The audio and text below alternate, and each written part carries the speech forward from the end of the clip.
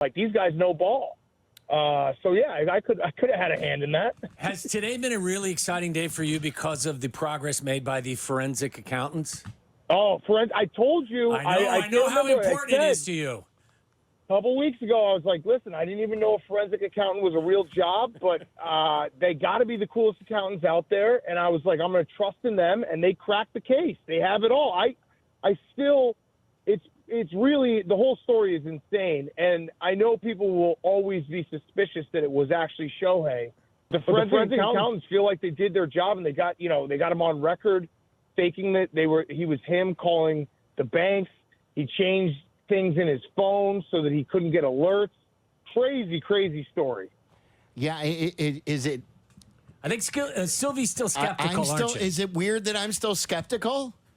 No, I think because it's normal to be skeptical about something like this, because you ask yourself, how could someone possibly steal this much money without the person realizing it? But I think it was, Sylvie, when you were on vacation, another one. I was in studio, and I was saying that, like, the more you read about Shohei's interpreter, the more it kind of became believable, because Shohei was in a country where no one spoke his language. This guy said he admitted that he was, being a translator was 10% of his job, and the other 90% was basically being a family member to Shohei. So he was so ingrained in Shohei's life that it does become a little bit more believable when you realize that, like, Shohei's not able to just talk to anyone in the locker room or on the street, and this guy is probably the person he talks to most in his life. Not probably, definitely is. So the relationship is a little different than us, like, explaining it to someone and being like, oh, yeah, it'd be like a good friend. Like, that wouldn't happen to us because you don't have anyone as close to you in your life as Shohei had to his interpreter the last few years. Well, that guy's going to jail.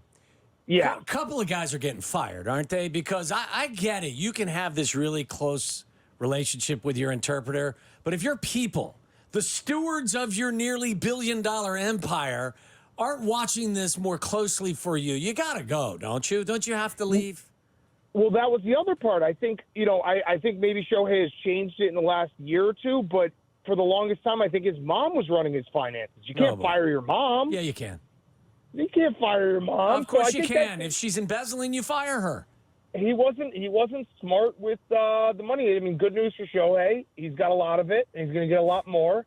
But the story is just crazy. I don't like. It's just insane that it went on that long, and the $10 bet up to $160,000 bet. Just a wide range of action this guy was getting in on. Maybe that's why he deferred all the money. He knew that he was going to have to pay off some debts. I don't know. Or that his interpreter was stealing the money. Well, that part is the part where I side with you, Sylvie, and being skeptical. Is like, if I were to, if someone was like, hey, you're signing a $700 million contract, I'd probably be like, hey, like a Labrador Retriever, give me my dinner in portions. I'm going to get sick if you give it to me all right now. So I kind of believe that part of it. I'm with you on that. That is some fiscal responsibility for a guy who allegedly possibly could have a serious gambling problem. Those two things don't intersect, Big Cat. But hey, I got a gambling problem, but I'm fiscally responsible. So they keep it away from me? Yeah. Because I can't keep it away from me? It's like not keeping ice cream in your house. If the ice cream's in my house, I'm going to eat it. That's just, once it crosses the threshold into my house, the ice cream is good as eaten. So the only way to stop it is never bring the ice cream into your house. I just think that this is all too a little convenient. It's just him.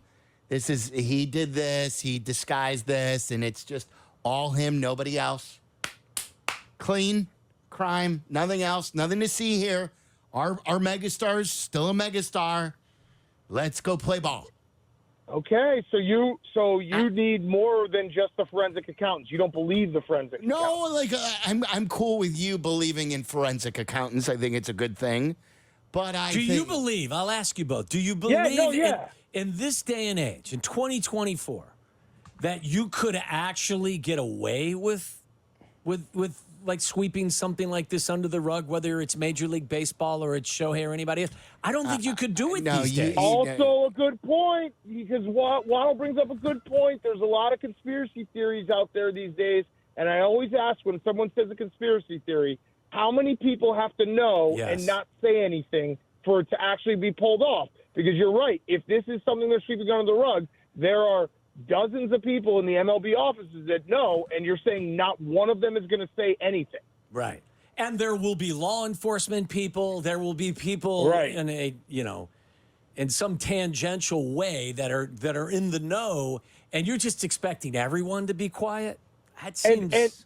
And at the end of the day, the thing that's probably the most believable, but is unfortunate to say, is Shohei's probably not the smartest guy, and he did dumb things and trusted the wrong people. You know what I mean? Like, that's probably the most believable outcome here. Let's see if Shohei retires and starts playing basketball for about a year, and then comes back to baseball. He's going to drive his kids to school first. Right. Yeah. And then it's just like Michael, right?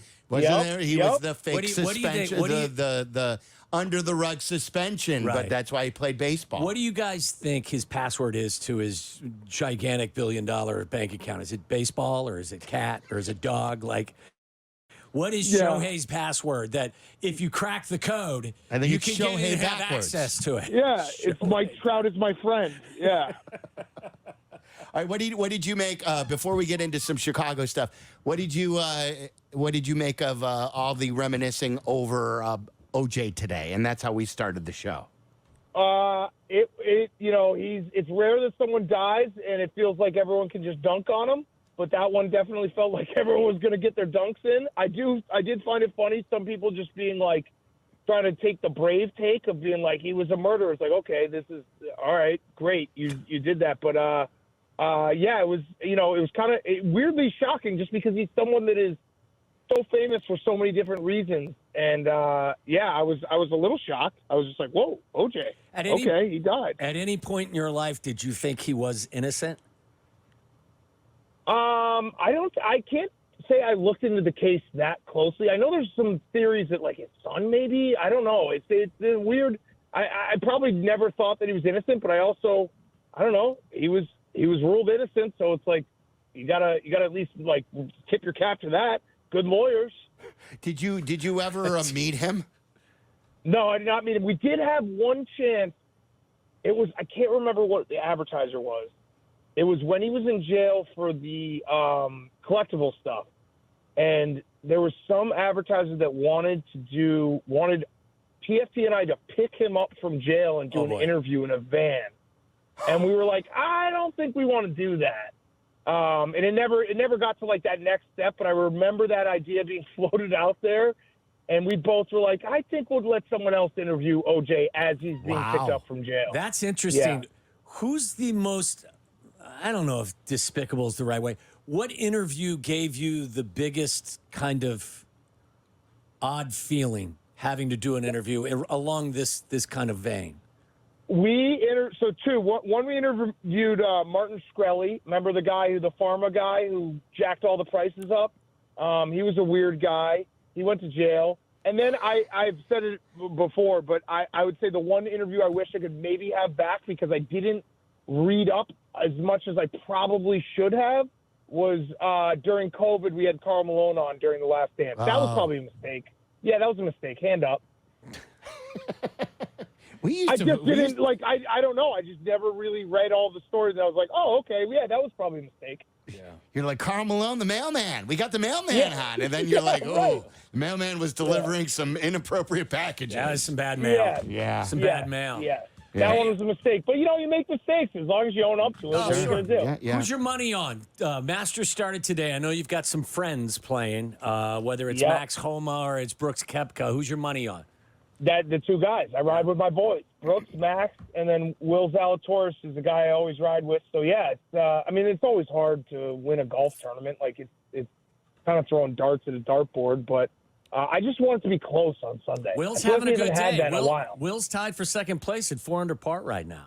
Okay, that's great. That's great news. That is great news. And are you done having kids? Yes. That's a personal question, but yes. Okay, well, I'm going there somewhere with it. Because if you weren't... What, are you going to sell one of your boys? Well, you want me to help? No, You need another? Hey, you watch your mouth there, because I'm done too. No. And there's no but you're chance. done, but maybe I'm not. I said to the kids the other day, because Braxton's been on a kick, he's like, he doesn't want to be the youngest anymore, and he wants a baby. He wants a brother? He wants a baby girl. He wants a girl. Does? Yes. And I'm like, I'll tell you what, if mom gets pregnant, I'm leaving. I go, I'm out. I go, you guys will raise yourselves. I'm not staying. I'm leaving if there's a third. So anyway. Three is a lot. Two to three. Like I wouldn't, I don't think I can give one back, but it's been floated. I think the key to it is if you have them earlier, you really just don't know any better. You were 24 when you had your first. So for me, I had 3 by the time I was 30. I didn't know anywhere. Yeah. I didn't know any better. I still got 10 more years, before they go to college. So anyway, my point is with the Scheffler story. I thought you were going to ask him if he got snipped yet. I don't know. I don't know where you were going. Have you gotten snipped? No. Would you? Maybe. For a price? Yeah, I don't know. I've heard some stories. I got a friend who had a story, so I don't know. You could be you could be the restore guy. You could be Urlacher, except for getting snipped on the billboard. Reconnected. Think about that. Yeah, that could work. Yeah. Why don't you? This would be a cool thing. Have it snipped, and then like 3 months later, see if you can put it back together and restore it. Yeah, and let's see whether or not how many times. Yeah, how many times you can have it cut and then restored. What if I don't even know if I'm allowed to say this, but what if I just became the face of pulling out? You could do that. I mean, I don't know if that got dumped or not, but I could do that. That's totally good. But there's no medical science to that, Big Cat. Yeah, no, there is. There is science to that. Mr. Irresponsible. There is science to that. Mr. Irresponsible. Yeah, what if you get like a cramp and all of a sudden what you were intending to do, you couldn't execute the plan? You were stuck. Get snipped. Go ahead, get snipped and then get reattached. Zetterman's just sweating with that button upstairs right now. Got his finger over it. He's in a meeting talking about something else. And all this was about Scottie Scheffler about. Oh, yeah. Yes, because his wife is pregnant, and he said that even if I don't know if he prefaced it this way, but he said that he would leave the course if she goes into labor. Do you believe him? If he's got a lead on Saturday or on Sunday and she goes into labor, do you believe he walks away? I believe him just because I think that I don't think the baby's going to come. So I think he knows that, right? What if the baby does? What if the baby does? But it's their first child. I think it's a month away. So I think he's just playing the odds of like, I can just say this and look awesome and I don't have to worry about it. Now, if I were a competitor against Scheffler and he's Saturday, you're second or third, I'm going Uber Eats, the spiciest Thai food to his house. Yeah. I'm like, hey, let's go for a walk, like all that stuff. Get that baby moving. Put in a prank phone call. I think you're right, Big Cat. That's easy to get points with everyone. If I didn't realize, was it a month away? I thought it was like a week away. It's a month away. I got to tell you guys, I'm going to take a stand here, even if I'm playing well. If my wife goes into labor, I'm out of here. She's 20 weeks pregnant. Kick rocks. Right, it's a month away, and it's the first child. And I'm not a doctor, but from my own anecdotal, like my son when he was born, my first child was born almost exactly on his due date. The other two, my daughter and my third child, my other son, they were born a month early. So if it was his second, I'd be like, oh, you might be risking. And I don't want to say, put my hand up and be like I'm a hero. But my youngest is about to be one. I was in West Virginia when I got the call for Rough and Rowdy. I got back on the plane and I made it in time. So I'm actually a hero. You are. Yeah. You are. You missed Rough and Rowdy for that. Wow. I did. I still sang the anthem. Yeah. We taped the anthem, and then I got back on the plane, and I got there with like 30 minutes to go. He didn't even drop everything. No, he did not. Let's tape the anthem. Moved up the anthem, and then he left. Yeah, that's cool. Had to do the anthem. You're a hero. You're a hero. My son one day, I'm going to get to show him the anthem. Like, this was the day you were born. Literally, you were born 3 hours after this anthem. There was a conversation upstairs about actually being smarter about when you are having sex with your spouse to plan it around big moments in your sports calendar. So, like, what were the Schefflers doing, knowing that potentially if they right in the middle of the tour pregnant, season, I got to go to Augusta, and Mama may deliver. What's the tournament in a month? Yeah, but that's tough though because like he's a golfer, so he's playing all summer. You don't want to have a baby during football season. You don't want to have a baby during March Madness. He's got no window. This is like you with vacations. Yeah. You don't ever have time for them. He's got no window there. Where's the window? You can't have a baby during football season. I like Scottie Scheffler a lot, but the moment that you just told me that too, that his wife's not due for another month, I kind of lost a little bit for him. Why is this a story? She was grabbing the moral high ground. Look at me, look at me. I'm going to walk away even if I'm on the top of the leaderboard, and his wife's not even due for a month. And on top of that, I don't know if the exact timeline is right, but I'm pretty sure Sam Burns, his friend, whose wife is also pregnant, who I think is due in like a week, he also said this, but I think he said it after Scottie, so he felt the pressure to say it. Scottie also has a green jacket. Yeah. Sam Burns doesn't. So now Sam Burns has to do that, and now he has to be a man of his word. Making everyone else look bad. A couple of Bears topics that I want to throw at you before we let you go. Okay. Marvin Harrison Jr., this is a hot debate that we've had on because we've been so focused at number 1 that we haven't really talked about 9. So at 9, if the Bears could get Marvin Harrison Jr. by trading up number 9 and like 2 of their early picks next year, like say they could get trade number 9 and they have 2 second-round picks next year, the Panthers' second-round pick and their own second-round pick. Would you trade up for Marvin Harrison Jr.? No, absolutely not. Why not? Because I think Ryan Poles is doing this the right way. This is not the Caleb Williams window is going to be 5 years. You can't go all in on year 1. You have to keep some draft capital to keep getting younger and keep building.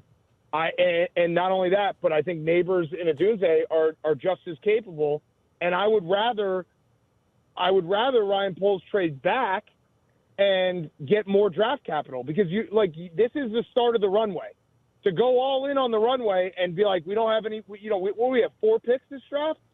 4. 4 left, yeah. 4. Yeah. So we're not exactly yes, we have 1 and 9, but it's not like we have a ton of picks later. No. So I think that if you can do it and someone's desperate to get to 9, that's where you can replenish your picks. I would not go trade up and lose even more picks coming up. I would rather keep the picks knowing that this is the window. Let's keep building and, adding these pieces that will hopefully get us to the promised land in the next 2-3 years. But you're not trading back of Adunze's there.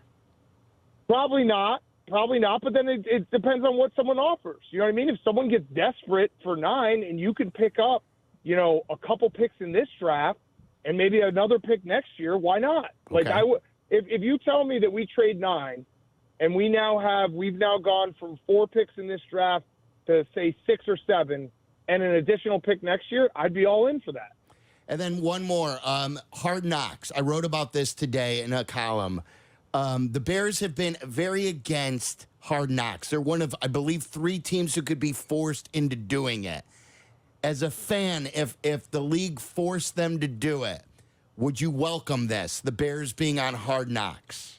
I wouldn't really care because I'm Hard Knocks. I don't know about you guys, but I used to love Hard Knocks. I think it's kind of because of media today, we get so much access to everything anyway that when Hard Knocks first debuted, whatever it was, 20 years ago, it felt so novel and different and like, oh my God, we've never seen the inside of a training camp. Now we get all this stuff, every team's doing something like Hard Knocks and showing us the inside peek. So I wouldn't really care who the other teams, because it sounds like we're going to get it then. It's the Bears or 2 others, right? There's only 3 teams that are possibly in the hopper. Is one of them the Saints? I think it's so. A rule that you can't do a new coach and a playoff team. And a playoff team. So yeah, we're probably going to get Hard Knocks because everyone's going to want to talk about Caleb Williams, and it doesn't really bother me that much. Bears, Broncos, Saints, the 3 potentials. Yeah. Nobody wants to see the Broncos. Nobody wants to see the Broncos. Sean Payton, they could see that. But Sean again, Payton. this team right now, they were the talk of the offseason, and they're going to build on that momentum with Caleb Williams. What's he like off the field? What's he like getting a beat possibly with the hype of being the first great Bears quarterback. Keenan Allen, after 11 years in L.A. and San Diego, coming to a new team. All the different intrigue with this Bears team. And don't forget, we got Simone Biles on this team now. So, like, there's so many great stories. Could they get a stadium deal done this summer with Kevin Warren behind the scenes? The Canton game, Mongo going in, Devin Hester giving you a tour around the Hall of Fame. You're just saying it's going to happen. You just listed it's happening. Like that's what you got to get ready for it. There's a lot of reasons for it. I think this is going to be the highest rated Hard Knocks if they would do it this offseason. Yeah, agreed. Yeah, so I think you just laid it out. We should just get ready for it because it's going to happen. Look, what is it all about? It's about entertainment, right? You just laid out that's a more compelling storyline over the course of several weeks, even than Sean Payton screaming at everybody in Denver or the Saints. Who want the Saints? Like, who cares about the Saints? Right. The only thing that would stop it is if the Bears, they could potentially be like, we're not going to be super agreeable, and the producers might be like, all right, let's find someone who's going to be more all in. That's a fair point, but at the end of the day, the team itself has final say on what actually hits the screen. Yes. Right. And then that's right. So they could be like, we're going to make it very difficult for you, and they might get scared off from that. That could be true. They should focus on preparing themselves for the season and nothing more. And not worried about, I get it. I think the league already gives the teams enough editorial control these last few years. So, they need to focus on getting off to a good start. Anyone who thinks that it's a distraction, last year the Bears got off to an 0-4 start, and they were outscored without cameras in the building, something like 125-70. They were blown out by Tampa. They were blown out by Kansas City. They were blown out in the opener by the Packers, who had a new quarterback starting for them in their own backyard. Don't give me that cameras are going to distract them. They haven't beaten the Packers in 10 straight matchups without cameras in their own building. So don't tell me cameras in their building is going to hurt the Bears. Embrace this, that people want to see who you are. And be amenable to the fact that, hey, we're all of a sudden a team that everyone loves being the up-and-coming team, and let's go. Well, add to this as well. They're already doing this stuff. They're just doing it in-house. Right. So that's now, what I'm saying. Yeah. I mean, well, I was just saying, counterpoint to everything you said, the Jets got Hard Knocks last year, and look what happened to their season. So That's true. Just don't get hurt on the fourth play. That's true. Don't get hurt on the fourth play. That's right. All right, Big Cat. Did you win the putt golf? No. We still have the final round. That's why I couldn't come in today. Is Jerry caddying for you? Is that what I saw? Yeah. Jerry's caddying for me. Is he any good? Is he any good? Is he Bones or is he is he Stevie? It's been a roller coaster. Yeah. The one thing I would say, I love Jerry. He's had some holes where he knew exactly where to hit it. There's also been many times where I've stood over the putt and he just says right before I'm about to putt, you have to make this. That doesn't really help with the nerves. But it's entertaining. And is Frank really that unhinged? Oh yeah. Oh he should. I should have him come in. I think he's gonna be back in Chicago in a couple weeks. Bring him in one time. Yes. Yeah, we'll bring him in. Frank. No, he's very unhinged. Okay. Very unhinged, but in the best way. All right. Big Cat, you're the best. All right. And congratulations. Yes. Congratulations on what? Winning 150 grand. Oh yeah, that's right. I did. Okay, yeah, that's right. I do know ball. Are you on the positive side of things on the ledger? No, okay. That was a bad. I won that bet, and I had a bad tournament. And for tax purposes, he's losing. Yeah, of course. Listen, they know never to come. They know never to come to me for the taxes for any of these bets because I have a receipt that would go all the way down Lakeshore Drive, being like, look at these losers. It's like your 50-50 raffle ticket, the length of that thing. Yeah, exactly. They know to stay away. All right. See you, Big Cat. See you, buddy. All right, see you guys. Barstool Big Cat again, brought to you by Stella Blue Coffee. Again, get yours at StellaBlueCoffee.com, and a portion of the proceeds goes to Paws Chicago.